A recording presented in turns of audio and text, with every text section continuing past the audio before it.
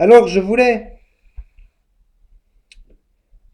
nommer ce message avec une expression latine, mais on m'a dit de faire simple. Alors je vais continuer puisque nous avons parlé du pèlerinage récemment. J'ai nommé ce message Réformez vos voies. Je pensais nommer ce message Semper Reformanda. Nous verrons ça plus tard. Je vous invite à prier pour ce message. Notre Dieu, nous te demandons ton aide pour comprendre cet enseignement si important pour notre croissance chrétienne et notre progression dans la sanctification. Nous prions que nous puissions dire avec l'apôtre Paul, oubliant ce qui est derrière et me portant vers ce qui est devant, je cours vers le but pour remporter le prix de la vocation céleste de Dieu en Jésus-Christ. Amen. Amen. Alors nous l'avons dit ce matin, lorsque nous avons fait mention du dimanche de la Réformation. En effet, l'Église d'aujourd'hui ne fut pas toujours comme nous la connaissons, et pour mieux comprendre ce message, un bref rappel historique peut être intéressant. Pour des raisons importantes pour cette prédication, nous allons passer quelques minutes ensemble dans l'histoire de l'Église. Et l'Église passa par différentes périodes. Tout commence avec l'Église primitive qui, par la grâce et le miracle du Saint-Esprit, transmit et conserva l'enseignement de notre Seigneur jusqu'à aujourd'hui. Mais pour arriver à notre Église, que l'on appelle contemporaine, il a fallu passer par des hauts et des bas.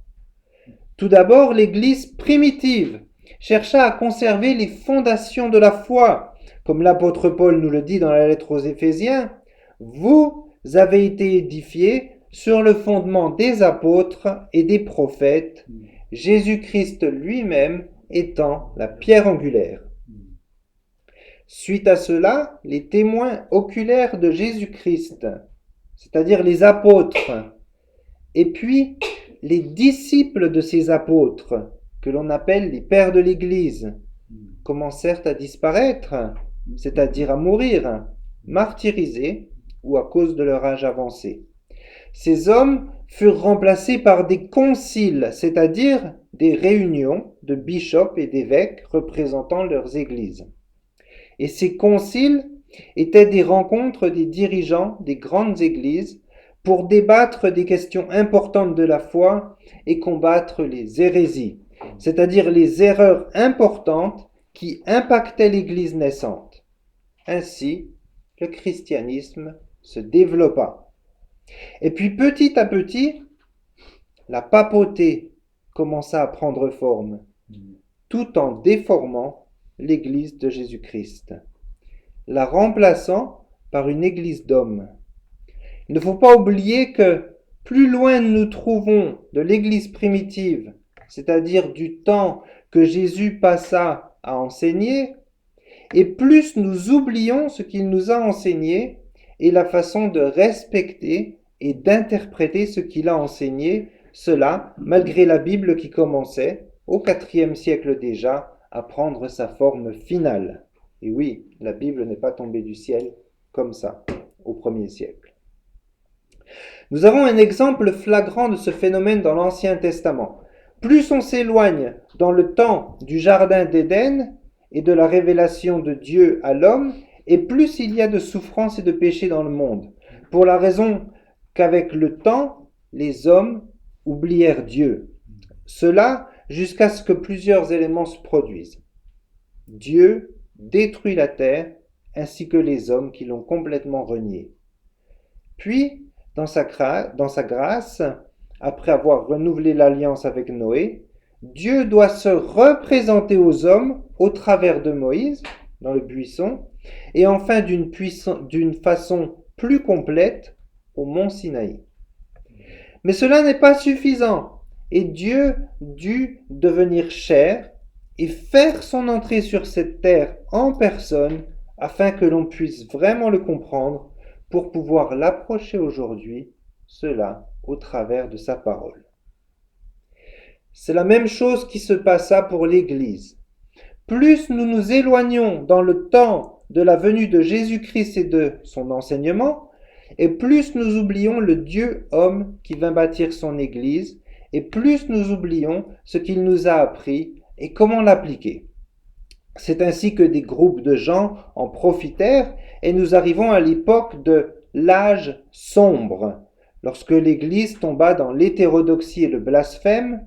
Nous sommes maintenant au Moyen Âge, dans ce que l'on appelle la captivité babylonienne de l'Église.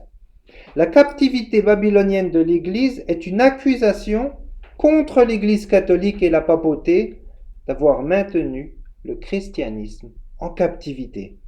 Et c'est notamment une accusation contre sa période la plus noire que l'on nomme la pornocratie pontificale, qui fait référence à une période trouble de l'histoire de la papauté, aussi appelée, comme je l'ai dit, le siècle sombre. Cette période, la pornocratie, est particulièrement marquée par la débauche des souverains pontifes et la présence de femmes, dont des courtisanes, dans les affaires ecclésiastiques. J'espère que nous comprenons maintenant pourquoi l'Église avait besoin d'une réformation. Cela en plus d'autres motifs majeurs, dont le plus important étant la restauration de la doctrine du salut par la foi seule et sans les œuvres, qui est en opposition complète avec la doctrine qui créa d'ailleurs Halloween et le purgatoire. Nous faisons des œuvres pour les morts, alors que nous croyons dans la foi qui sauve, la foi seule. Nous comprenons pourquoi l'Église devait entrer dans une nouvelle ère, celle de la Réformation protestante, dont nous célébrons aujourd'hui les 508 ans.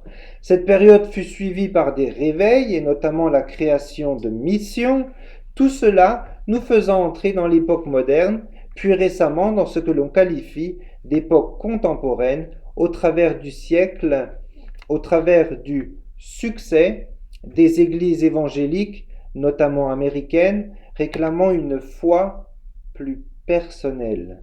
Évangélique veut dire une foi plus personnelle et veut dire lire la Bible pour soi, pas seulement un bishop, un prêtre qui lit la Bible pour tout le monde.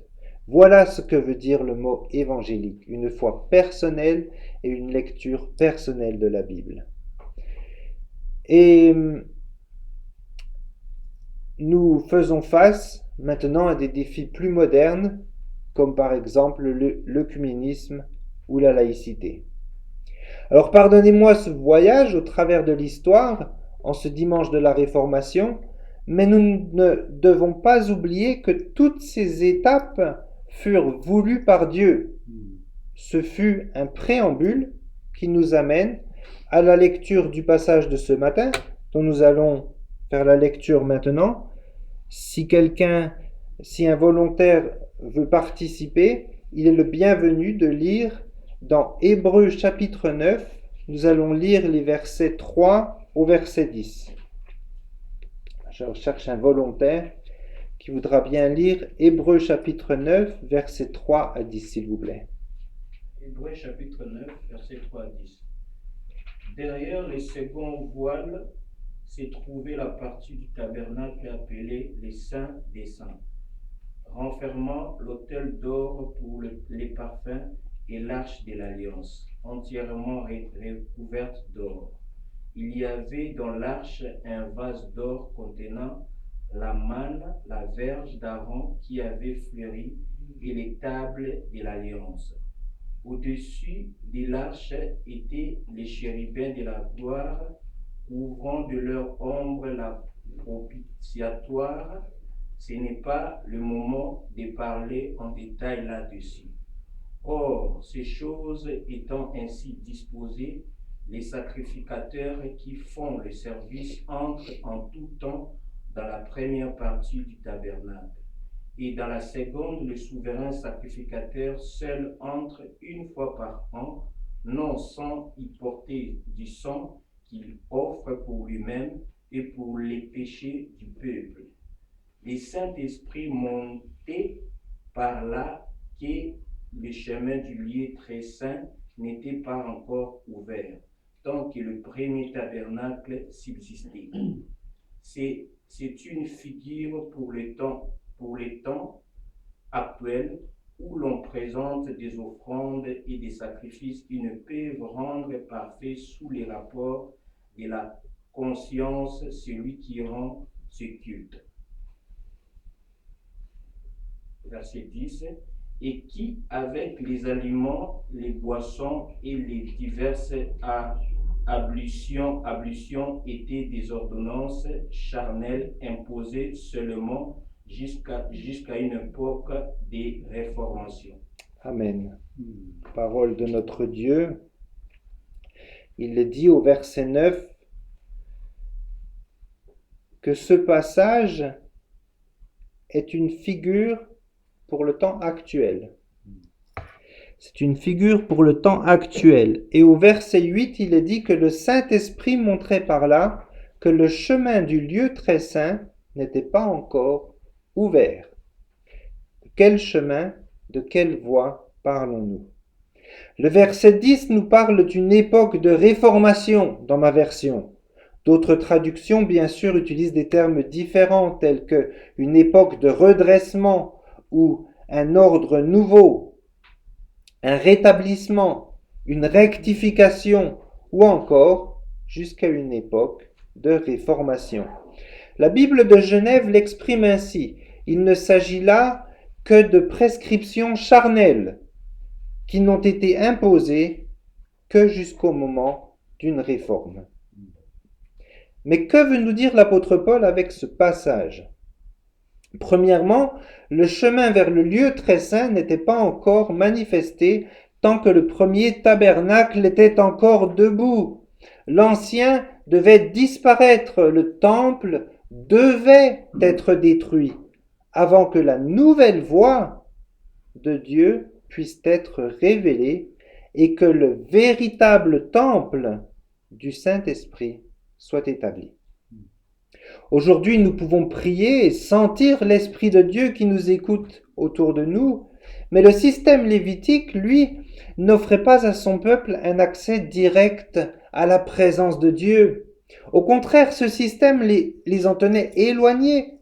C'est la principale leçon que le Saint-Esprit a enseignée concernant le tabernacle. Paul nous explique combien Dieu est inaccessible sans la mort de Jésus-Christ. Deuxièmement, le tabernacle et ses sacrifices étaient symboliques pour le temps présent. C'est ce que nous dit le texte, le mot qui est utilisé est figure. C'était une figure pour le temps présent. Ce mot figure ou symbole dans certaines Bibles est le mot grec parabole. C'était une parabole pour le temps présent. Le tabernacle lui-même et tout ce que représentait l'ancienne alliance était suggestif de vérités qui étaient en réalité plus profondes. Ils étaient des paraboles de la nouvelle alliance. Le système lévitique était une parabole, un avertissement de ce qui allait arriver en Christ. Troisièmement, les sacrifices de l'Ancien Testament n'apaisaient pas la conscience coupable ni ne procuraient le pardon complet des péchés. Ils n'étaient que le symbole, nous venons de le dire, d'un autre moyen à venir, à savoir le Christ. Alors, question que je vous pose, qu'est-ce que la conscience? La conscience. Pas facile, hein? C'est pas facile. La conscience, selon ma définition, je suis pas... Faculté de discerner entre le bien et le mal. Faculté de discerner entre le bien et le mal. J'ai écrit la conscience est un instrument d'avertissement donné par Dieu qui réagit au péché et produit une accusation et une culpabilité qui ne peuvent être apaisées sans le sacrifice de notre Sauveur. Au moment du salut, notre conscience est apaisée. Lorsque nous faisons un péché, notre conscience est maintenant apaisée, apaisant notre culpabilité. Mais attention, elle n'est pas désactivée. Apaiser ne veut pas dire désactiver. Au contraire, elle poursuit son œuvre, avertissant le croyant. La conscience avertit le croyant du péché. Les croyants doivent rechercher une conscience pure. Si la purification est incomplète pour le prêtre, comme le dit le passage que nous venons de lire, combien plus pour la personne au nom de laquelle le prêtre agissait. Mais si le prêtre a une conscience parfaite, comme notre Seigneur Jésus-Christ, alors son sacrifice nous donne la paix. C'est ce que voulait nous dire l'apôtre Paul. Et finalement, que dire des ordonnances charnelles imposées jusqu'au temps de la réformation qu'apporta Jésus? La faiblesse du service sacerdotal sous l'Ancienne Alliance était son incapacité à répondre aux besoins de transformation intérieure de l'homme. Par conséquent, il n'était imposé que jusqu'au temps de cette réformation, de ce rétablissement qui est la venue du Christ et du passage à l'ordre nouveau, celui de la nouvelle alliance.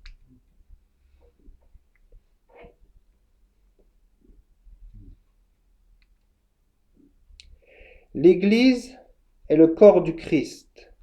Elle reflète aussi le travail de Christ dans l'homme. Elle présente cette rectification nécessaire de notre cœur, cette réformation obligatoire de nos pensées, cette sanctification. Jour après jour, le croyant se transforme à l'image de son Créateur.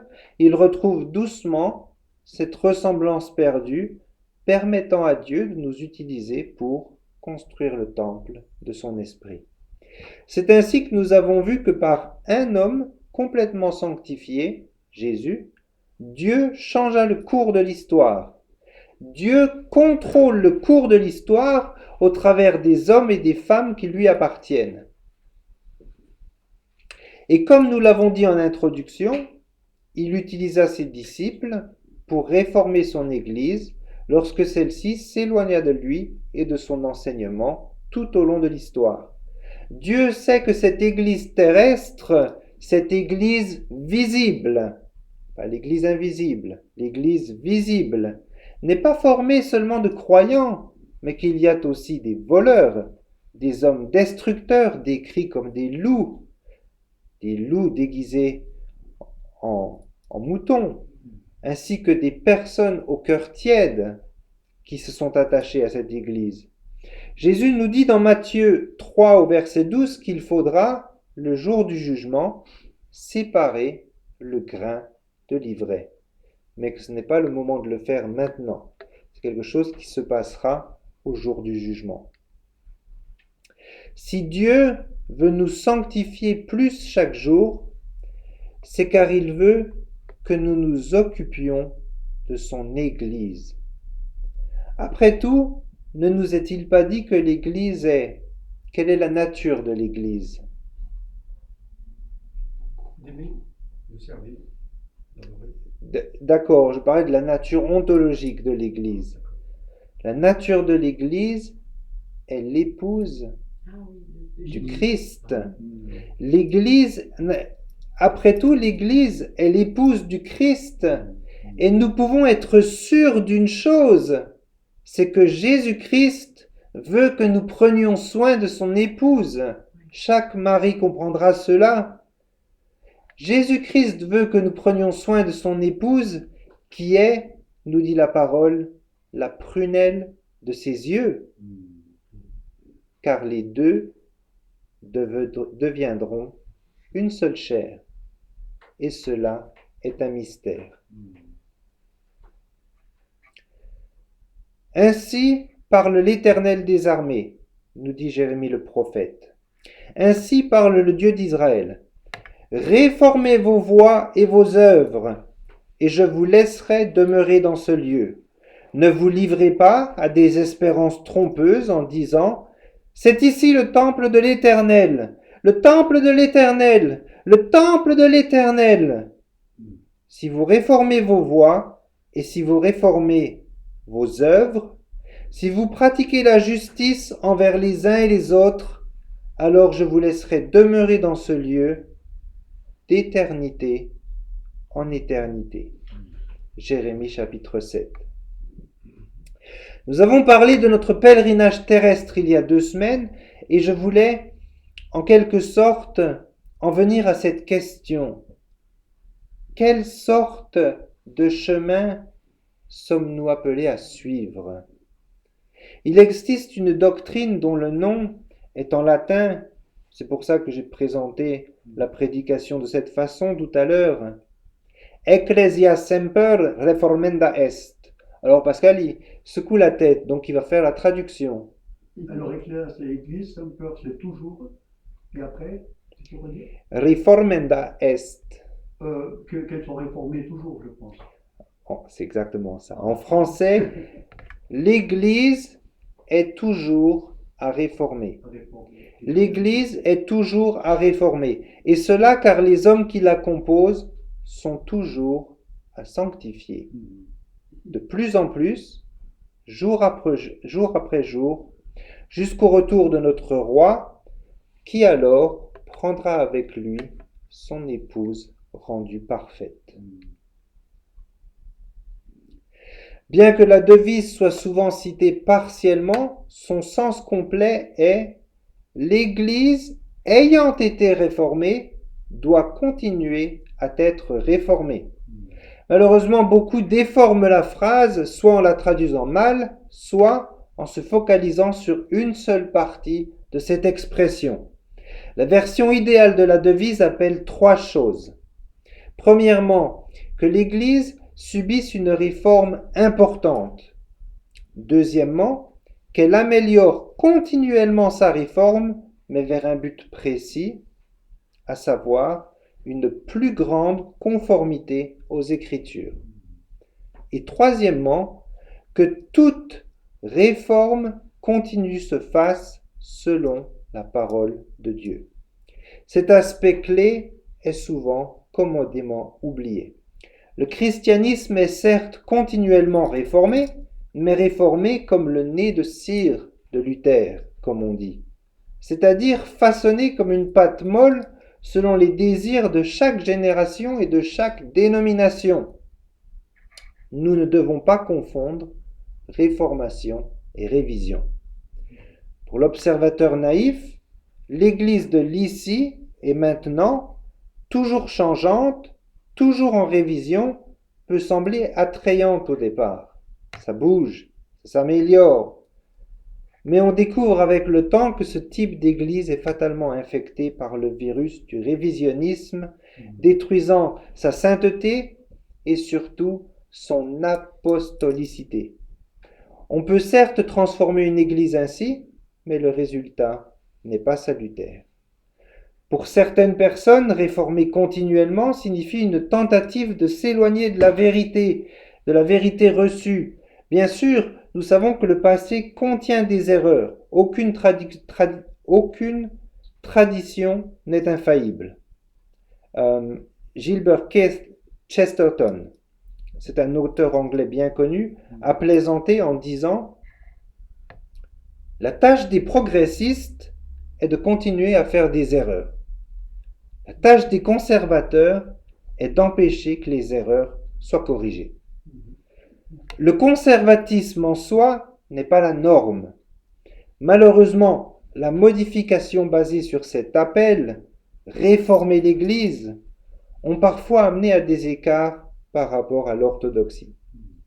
Si l'on veut défendre cette magnifique doctrine qui nous enseigne à être sur nos gardes, à toujours réformer l'Église de nos erreurs et ainsi participer à rendre parfaite l'épouse de Christ. Le moins que l'on puisse faire pour éviter un révisionnisme total est de citer la première moitié de cette devise, c'est-à-dire ayant été réformé. le 31 octobre 1517 pour commencer. Cela afin de continuer un travail qui ne s'achève pas. La réformation de l'Église de 1517, qui est le deuxième événement le plus important après la Pentecôte, est un événement qui n'est pas fixé dans le temps. C'est pas un événement qui s'est arrêté. C'est pas un point dans le temps, un point marqué dans l'histoire, mais c'est une purification, une sanctification de l'Église qui continue tout au long de l'histoire au travers de l'action des croyants guidés par le Saint-Esprit. Jean Calvin, lui, n'a jamais utilisé cette phrase, et d'autres réformateurs semblaient penser que le paysage ecclésiastique pouvait être principalement réformé selon les vérités éternelles de la parole de Dieu. Ainsi, les réformateurs originaux donnaient peu de crédit aux dynamiques de modernisation. Calvin, comme Martin Luther, était certainement assez audacieux pour s'éloigner du traditionnalisme non biblique. Il est utile de rappeler que l'effort protestant de réforme est celui d'un retour aux sources, plutôt que d'une innovation dont les fondements ne sont pas dans notre Bible. Et je pense à toutes ces idées libérales concernant le culte, idées que je ne citerai pas, contre lesquelles se positionne la parole de Dieu, dont il faudrait en arracher les pages pour pouvoir les rendre bibliques. En conclusion, cette phrase bien utilisée peut être utile tel un aimant nous attirant vers notre véritable nord. Mal utilisée ou employée pour une libéralisation politique ou une adaptation constante aux idées actuelles, cette phrase peut être mortelle. Semper reformenda, la réformation continue de l'Église, est correctement utilisée lorsque nous nous souvenons que notre foi n'est pas progressivement libérale. Elle reste fidèle à l'Écriture. L'Ecclésiaste nous disait « Il n'y a rien de nouveau sous le soleil ». L'Église et ses membres sont protégés par des credos et des confessions bibliques. Nous l'avons lu la semaine dernière lors de la Sainte Seine. Une confession n'a de valeur que si elle est entièrement biblique. Et cela est surtout valable pour les églises qui concoctent leur propre confession de foi et n'adoptent pas de confession historique. Seule l'Écriture est infaillible. Ainsi, les confessions et écrits erronés peuvent être améliorés. La seule règle infaillible d'interprétation est que c'est l'Écriture qui interprète l'Écriture. Ainsi, nous pouvons déclarer l'Écriture seule est notre norme normative. Elle est la norme de toutes les normes. Elle est la norme suprême. L'Écriture est la norme suprême qui juge toutes les choses et par laquelle tout doit être jugé. Et je crois que cela est exactement le thème du psaume 119 et que c'est la raison pour laquelle ce psaume est au centre de nos Bibles. Nous voulons aussi éviter la critique de Jésus contre les pharisiens, eux qui annulaient l'Écriture pour satisfaire les traditions humaines. En effet, une grande partie de l'exemple de Jésus dans les évangiles concerne le retour de la vérité évangélique à ses amarres, la libérant des incrustations du traditionnalisme ou aujourd'hui du modernisme. Ne vous conformez pas à ce monde, nous dit l'apôtre Paul au chapitre 12 de Romains. L'exposition de Jésus sur la loi mosaïque dans Matthieu 5 est un parfait exemple d'appel à la réforme en revenant à la véritable norme. Et plus important encore que tout cela, la véritable norme devrait être « Ainsi parle le Seigneur ». Nous devons faire comme les Béréens, en scrutant les Écritures pour trouver la vérité. Le prophète Ésaïe appelait à mesurer les choses en nous référant à l'enseignement et au témoignage, tandis que Jérémie nous exhortait à chercher les anciens sentiers. Dans Romains, Paul a dit que Dieu soit reconnu pour vrai et tout homme comme menteur, tandis que Jude parle de la foi immuable. À mesure que le Nouveau Testament se déroule, ce n'est pas une foi parmi d'autres, ni ce à quoi les gens tiennent sincèrement, cela parce que nous sommes au XXIe siècle et que 2000 ans ont coulé sous les ponts depuis Jésus et les apôtres. Ce n'est pas cela qui est défendu, mais c'est la foi. La foi, cette foi, un ensemble de vérités révélées, nous dit Timothée. Dans sa miséricorde, Dieu n'a pas fondé l'Église sur une plateforme imparfaite nécessitant des mises à jour en série, ou alors une révision constante des croyances et des pratiques. Cependant, les constructions humaines montrent toujours des imperfections. Les chrétiens dévoués voudront toujours réformer l'Église selon les Écritures. Ne pas le faire conduit souvent au chaos, à la confusion ou à l'idiosyncrasie. Se laisser réformer par l'Écriture et continuer à chercher une plus grande fidélité à la parole de Dieu est libérateur. Une Église conforme aux vérités bibliques la rend accessible à tous, selon un même standard, celui de l'Écriture. Ainsi, l'expression « toujours réformé » signifie continuer constamment à être sanctifié par l'Esprit de Dieu pour préparer son épouse. Cela est mesuré par une norme, l'Écriture elle-même. Il ne sert à rien d'appeler une réforme continue si l'objectif n'est pas clairement de se conformer davantage aux Écritures intemporelles. L'Église de Jésus doit toujours croître en conformité avec Christ. Cependant, cette sanctification peut être très différente de la conformité aux idées révisées ou aux impulsions modernes. Ainsi, lorsque nous utilisons correctement cette phrase, que vous vous rappellerez peut-être, Semper Reformanda, la réforme continue, nous devons être fidèles et obéissants. Si l'Église du Christ est sanctifiée et rendue radieuse, si nous apprenons des erreurs du passé et nous tenons fermement à l'Écriture, nous serons bénis avec une plus grande conformité à la Bible, une Église de plus en plus parfaite et une épouse divine de plus en plus belle. Prions.